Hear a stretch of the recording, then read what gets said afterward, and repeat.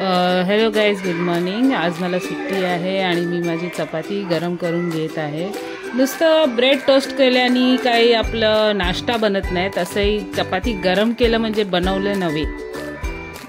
So हे माझं सकाळचा नाश्ता आहे। तुम्ही बघू शकता ती भाजी आहे, चपाती आहे, चहा आहे, हे मी झालेले आहे। त्याच्यानंतर ही आमची छोटीशी परी आमच्याकडे आलेली, तर तिला डान्स करायचा होता ॲज युजल, तर ती बघा कशी नाचते आहे।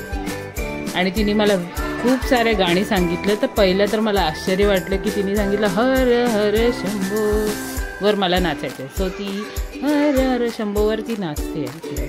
त्यानंतर आमची चॉईस होती आय एम अ बाबी गर्ल, म्हणजे हर हर शंभो कुठे आणि आय एम अ बाबी गर्ल कुठे, ते तुम्ही बघा। हे आमचं असं व्हेरायटी आहे, ते असं एक ठिकाणी नसतं, ते आम्ही व्हेरायटी देतो अशी।